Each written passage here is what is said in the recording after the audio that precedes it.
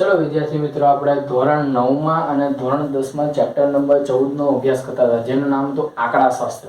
પરંતુ હવે ધોરણ 11 માં આપણે એક આંકડાશાસ્ત્ર વિષય કેવો આવશે, અલગથી જ આવશે. એટલે કે આપણે આંકડાશાસ્ત્રને આપણે અલગથી ભણવાનો રહેશે. અને આંકડાશાસ્ત્ર વિષય જો અલગથી ભણવાનો હોય તો આપણે એની સૌપ્રથમ જે આપણું ચેપ્ટર છે, ચેપ્ટર નંબર 1 માહિતીનું એકત્રીકરણ, જેને ઇંગ્લિશમાં કહેવાય કલેક્શન ઓફ ડેટા. એટલે કે આ ચેપ્ટરમાં આપણને કોઈ પણ પ્રકારની ગણતરી નથી આપી, કારણ કે આ ચેપ્ટર આ પુસ્તકની શરૂઆત તમે ભણો છો. આ પુસ્તકની હવે શરૂઆત થઈ 11માં કોમર્સથી.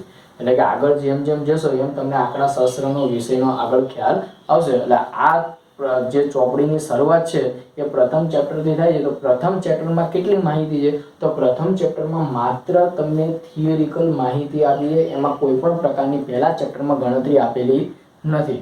અને આ ચેપ્ટરમાં તમારે માત્ર આંકડાશાસ્ત્રનો પ્રારંભ કઈ રીતે થયો, એનો ઉપયોગ કઈ રીતે થતો હતો, કોણે કઈ પદ્ધતિ અસ્તિત્વમાં લાવ્યા, એમાં બધા તમારે થિયરિકલ પ્રશ્નોનો શું કરવાનો છે, અભ્યાસ કરવાનો છે. અને આ ચેપ્ટરમાંથી આપણને પરીક્ષામાં પણ MCQ 1 માર્ક્સના અને 2 માર્ક્સની જે થિયરિકલ પ્રશ્ન હોય એ આપણને પૂછાય છે. એટલે સૌપ્રથમ જો આપણે ચાલુ કરીએ તો આંકડાશાસ્ત્રને ઇંગ્લિશમાં કહેવાય સ્ટેટિસ્ટિક્સ. શું કહેવાય? સ્ટેટિસ્ટિક્સ, જેને આપણે સ્ટેટ પણ કહેતા હોય. આપણી ચોપડીમાં નામ શું લખ્યું હશે? આંકડાશાસ્ત્ર ઉપર લખ્યું હશે, જેને આપણે ટૂંકમાં કહીએ સ્ટેટ, પણ એનું આખું નામ છે સ્ટેટિસ્ટિક્સ. ચલો, ચેપ્ટર નંબર 1 માહિતીનું એકત્રીકરણ, જેને કહેવાય કલેક્શન ઓફ ડેટા. ચલો, તો પહેલો મુદ્દો, ભારતમાં મૌર્ય સામ્રાજ્ય, એટલે કે ભારતમાં આંકડાશાસ્ત્ર ક્ષેત્રે, ભારતનું આંકડાશાસ્ત્ર ક્ષેત્રે પ્રદાન કયા સમયથી રહેલું છે? તો આંકડાશાસ્ત્ર ક્ષેત્રે ભારતનું પ્રદાન મૌર્ય સામ્રાજ્યમાં ઈસવીસન પૂર્વે 321 થી 296 ના સમયગાળાથી મહત્વ ધરાવે છે. એટલે કે આંકડાશાસ્ત્ર ક્ષેત્રે ભારતનું પ્રદાન મૌર્ય સામ્રાજ્ય ઈસવીસન પૂર્વે 321 થી 296 સુધીના સમયગાળા દરમિયાનથી મહત્વ ધરાવે છે. એટલે ઈસવીસન પૂર્વે 321 થી 296 એટલે કયા? એટલે કે 2000 વર્ષ, તો આપણે 2020 ચાલે ને, એટલે 2000 વર્ષ તો આ, અને 300 વર્ષ બીજા, એટલે કુલ કેટલા વર્ષ છે? 2300 વર્ષ પહેલાથી ભારતમાં આંકડાશાસ્ત્ર ક્ષેત્રે મૌર્ય સામ્રાજ્ય વખતથી આંકડાશાસ્ત્રનું મહત્વ રહેલું છે. એટલે પહેલો મુદ્દો બોલ્યો તો શું બોલશો? કે આંકડાશાસ્ત્ર ક્ષેત્રે ભારતનું પ્રદાન મૌર્ય સામ્રાજ્ય ઈસવીસન પૂર્વે 321 થી 296 ના સમયગાળાથી મહત્વ ધરાવે છે. પછી મોગલ સમ્રાટ અકબર નું શાસન ઈસવીસન 1596-97 માં આપણે લગભગ શરૂઆતની માન્યતા મનાય. એટલે કે મોગલ સમ્રાટ અકબરના શાસનના સમયમાં મોગલ સામ્રાજ્યનો જે વહીવટી અને મુલકી સેવાઓ માટે ઉચ્ચસ્તરીય આંકડાશાસ્ત્રીય પદ્ધતિનો ઉપયોગ થતો હતો. કઈ પદ્ધતિનો ઉપયોગ થતો હતો? તો ઉચ્ચ સ્તરીય આંકડાશાસ્ત્રીય પદ્ધતિનો ઉપયોગ થતો હતો. ક્યારે થતો હતો? તો મોગલ સમ્રાટ અકબરનું શાસન 1596 થી 1597 માં મોગલ સામ્રાજ્યની મુલકી અને વહીવટી સેવા, બે યાદ રાખવાનું, વહીવટી અને મુલકી સેવાઓ માટે ઉચ્ચ સ્તરીય આંકડાશાસ્ત્રીય પદ્ધતિનો ઉપયોગ થતો હતો. અને આ પદ્ધતિ હતી, તો આ પદ્ધતિનો ઉલ્લેખ શેમાં કરેલો છે? તો આ પદ્ધતિનો ઉલ્લેખ અબુલ ફઝલ દ્વારા રચિત આઈને અકબરીમાં થયેલો છે. ખ્યાલ આવ્યો ન આવ્યો? ફરી વખત આખો મુદ્દો બોલું છું કે મોગલ સમ્રાટ અકબરનું શાસનકાળ દરમિયાન ઈસવીસન 1596 થી 1597 ના સમયગાળાની શરૂઆતથી મોગલ સામ્રાજ્યની વહીવટી અને મુલકી સેવાઓ માટે ઉચ્ચ સ્તરીય આંકડાશાસ્ત્રીય પદ્ધતિનો ઉપયોગ થતો હતો. અને આ પદ્ધતિનો જે ઉપયોગ થતો હતો, જેનો ઉલ્લેખ આઈને અકબરીમાં અબુલ ફઝલ દ્વારા રચિત આઈને અકબરીમાં થયેલો છે. એટલે આમાંથી કુલ 3 પ્રશ્ન પૂછે કે મોગલ સમ્રાટ અકબરના શાસનકાળ દરમિયાન કઈ સેવાઓમાં આંકડાશાસ્ત્રીય પદ્ધતિનો ઉપયોગ થતો હતો? તો વહીવટી અને મુલકી સેવાઓ. પછી આ વહીવટી અને મુલકી સેવાઓનો ઉલ્લેખ કયા પુસ્તકમાં કરેલો છે? તો આઈને અકબરીમાં. આઈને અકબરી કોણે લખ્યું છે? તો અબુલ ફઝલે. એટલે કે ઈસવીસન મોગલ સમ્રાટ અકબર ઈસવીસન 1596 થી 1597 ના સમયગાળાથી મોગલ સામ્રાજ્યની જે વહીવટી અને મુલકી સેવાઓ માટે ઉચ્ચ સ્તરીય આંકડાશાસ્ત્રીય પદ્ધતિનો ઉપયોગ થતો, જેનો ઉલ્લેખ શેમાં થયેલો છે? તો અબુલ ફઝલ દ્વારા રચિત આઈને અકબરીમાં થયેલો છે. ઈસવીસન 1749 માં સૌ પ્રથમ વખત ધ્યાનથી સાંભળજો, ઈસવીસન 1749 માં સૌ પ્રથમ વખત ગોટફ્રીડ એકનવોલે, ઈસવીસન 1749 માં સૌ પ્રથમ વખત ગોટફ્રીડ એકનવોલે સૌ પ્રથમ વખત જર્મન શબ્દ સ્ટેટિસ્ટિકનો ઉપયોગ કર્યો હતો. કયા શબ્દનો ઉપયોગ કર્યો હતો? જર્મન શબ્દ સ્ટેટિસ્ટિક. એટલે આના ઉપરથી આપણે જર્મન શબ્દ જે સ્ટેટિસ્ટિક છે એનું ગુજરાતી અનુવાદ શું થાય? આંકડાશાસ્ત્ર. એટલે કે સૌપ્રથમ દુનિયામાં સૌપ્રથમ વખત 1749 માં ગોટફ્રીડ એકનવોલે જર્મન શબ્દ સ્ટેટિસ્ટિકનો ઉપયોગ કર્યો હતો. 18મી સદી દરમિયાન રાજ્યો દ્વારા જે માહિતી હતી, 18મી સદી દરમિયાન રાજ્યો દ્વારા જે માહિતી એકત્રિત કરવાની હતી એ ચોક્કસ પદ્ધતિસર એકત્રિત કરવામાં આવતી હતી. કેવી કરવામાં આવતી હતી? ચોક્કસ પદ્ધતિસર. એટલે કે આનો મુદ્દો આવી રીતના બોલવાનો, 18મી સદીમાં રાજ્યો દ્વારા માહિતી એક ચોક્કસ પદ્ધતિસર માહિતી એકત્રિત કરવામાં આવતી હતી, જેનો ઉલ્લેખ એનસાઇક્લોપીડિયામાં ઈસવીસન 1797 માં થયેલો છે. એટલે કે રાજ્ય એ 1797 એટલે કે ઈસવીસન, જો 18મી સદી છે એટલે 18મી સદી એટલે ઈસવીસન કેવી હોય? 17મી. એટલે જે સદી હોય એના કરતા ઈસવીસન કયું હોય? પાછળ હોય. જેમ કે આપણે 2020 ચાલે ને, એ સદી કઈ કહેવાય? 21મી કહેવાય. એટલે કે આગળ 20 આવે ને તો એ સદી કઈ કહેવાય? એક આગળની કહેવાય. એમાં એ 1797 છે તો આગળ કેટલા 17 આવ્યા ને તો એ સદી કઈ કહેવાય? 18મી કહેવાય.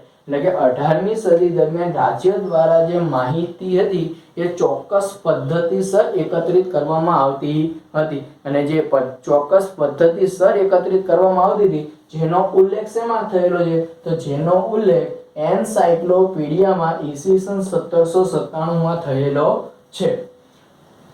પછી સૌ પ્રથમ વખત સંભાવના શાસ્ત્રના પ્રારંભિક પરિણામો 17મી અને 18મી સદીમાં મેળવવામાં આવ્યા હતા. એટલે કે હવે જો સંભાવના શાસ્ત્રનો પ્રારંભ થાય છે, સૌ પ્રથમ વખત સંભાવના શાસ્ત્રના જે પ્રારંભિક પરિણામો છે એ 17મી અને 18મી સદીમાં મેળવવામાં આવ્યા હતા, જેના મહારથીઓ હતા લાપ્લાસ અને ગોસ.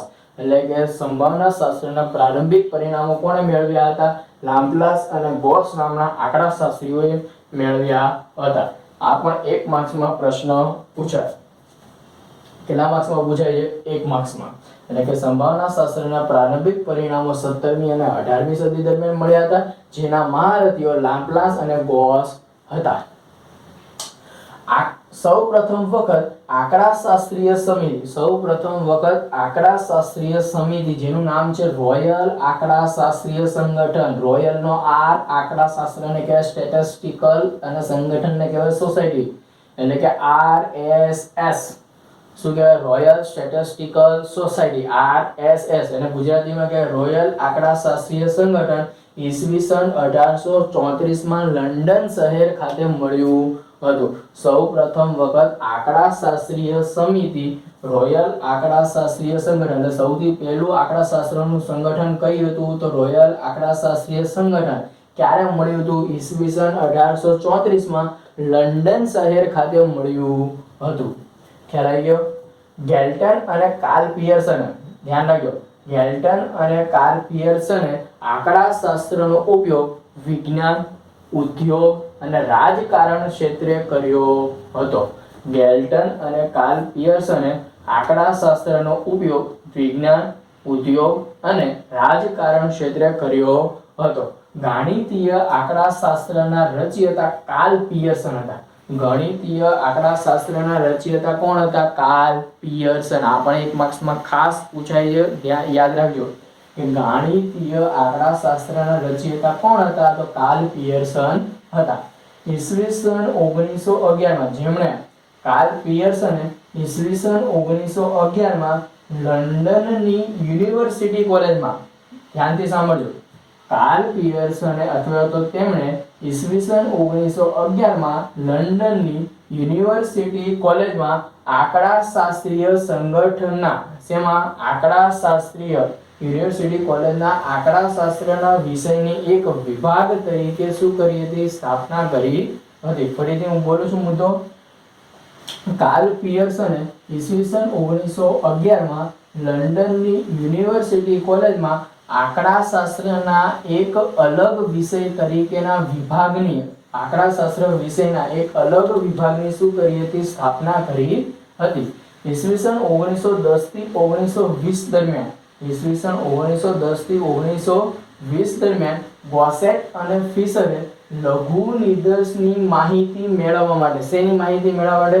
લઘુ નિદર્શની માહિતી મેળવવા માટે આધુનિક આંકડાશાસ્ત્રનો પ્રારંભ કર્યો. એટલે આધુનિક આંકડાશાસ્ત્રનો પ્રારંભ કોણે કર્યો હતો? ગોસેટ અને ફિશરે. ક્યારે કર્યો હતો? ઈસવીસન 1910 થી 1920 દરમિયાન. એટલે કે ઈસવીસન 1910 થી 1920 દરમિયાન ગોસેટ અને ફિશરે લઘુ નિદર્શની માહિતી મેળવવા માટે આધુનિક આંકડાશાસ્ત્રનો પ્રારંભ કર્યો હતો. જેમાં ફિશરે આંકડાશાસ્ત્રનો ઉપયોગ જીનેટિક્સ, બાયોમેટ્રી, મનોવિજ્ઞાન, શિક્ષણ, ખેતી જેવા જુદા જુદા ક્ષેત્રે ઉપયોગ કર્યો હતો. ખ્યાલ આવ્યો?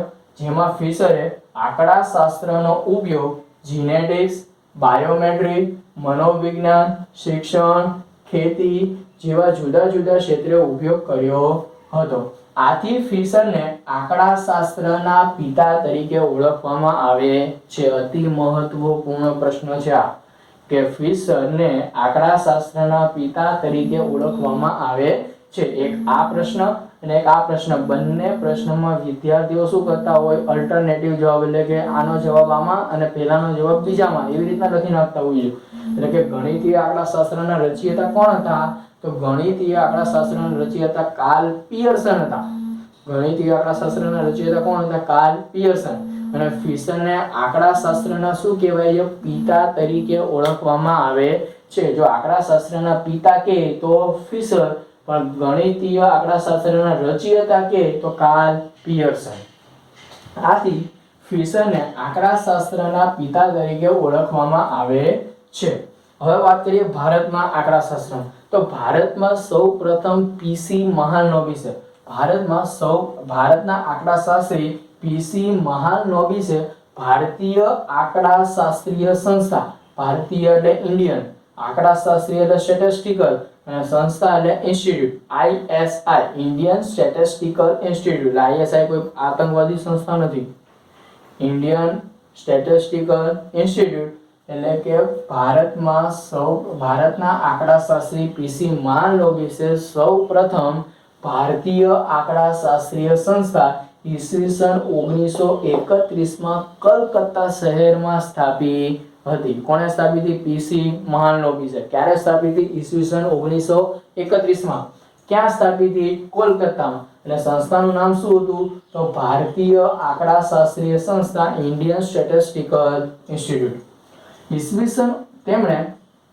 કોણે? તો પીસી મહાલનોબિસે. એટલે કે તેમણે ઈસવીસન 1941 માં અનુસ્નાતક કક્ષાએ આંકડાશાસ્ત્ર વિષયની શરૂઆત કરી હતી. એટલે કે પીસી મહાલનોબિસે અનુસ્નાતક કક્ષાએ ઈસવીસન 1941 માં આંકડાશાસ્ત્ર વિષયની શું કરી હતી? શરૂઆત કરી હતી. એટલે અનુસ્નાતક કક્ષા એટલે કે માસ્ટર ડિગ્રી કહેવાય ને. એટલે કે માસ્ટર ડિગ્રીમાં આંકડાશાસ્ત્ર વિષય તરીકેની શરૂઆત કોણે કરી હતી? તો પીસી મહાલનોબિસ. એટલે કે પીસી મહાલનોબિસે ઈસવીસન 1941 માં અનુસ્નાતક કક્ષાએ આંકડાશાસ્ત્ર વિષય તરીકેની શરૂઆત કરી હતી. અને ઈસવીસન 1950 માં પીસી મહાલનોબિસ દ્વારા પ્રસ્તુત ઈસવીસન 1950 માં પીસી મહાલનોબિસ દ્વારા પ્રસ્તુત રાષ્ટ્રીય નિર્દેશ તપાસને સરકારે શું આપી હતી? માન્યતા આપી હતી. એટલે કે ઈસવીસન 1950 માં પીસી મહાલનોબિસે એક શું આપ્યો હતો? રાષ્ટ્રીય નિર્દેશ તપાસ કરી હતી, જેને સરકારે શું આપી હતી? માન્યતા આપી હતી અને આપણા દેશમાં માહિતી એકત્રીકરણનો પ્રથમ તબક્કો ઓક્ટોબર 1950 થી શરૂઆત થઈ હતી, જેનો શ્રેય કોને જાય? પીસી મહાલનોબિસને. એટલે કે ઈસવીસન 1950 માં પીસી મહાલનોબિસ દ્વારા પ્રસ્તુત રાષ્ટ્રીય નિર્દોષ તપાસને સરકારે શું આપી હતી? માન્યતા આપી હતી. એટલે કે રાષ્ટ્રીય નિર્દોષ તપાસ સૌપ્રથમ ક્યારે રજૂ થઈ હતી? ઈસવીસન 1950 માં. કોણે રજૂ કરી હતી? પીસી મહાલનોબિસે. અને સરકારે તેને શું આપી હતી? માન્યતા આપી હતી. અને આપણા દેશમાં માહિતી એકત્રીકરણનો પ્રથમ તબક્કો ઓક્ટોબર 1950 ની શરૂ થયો હતો.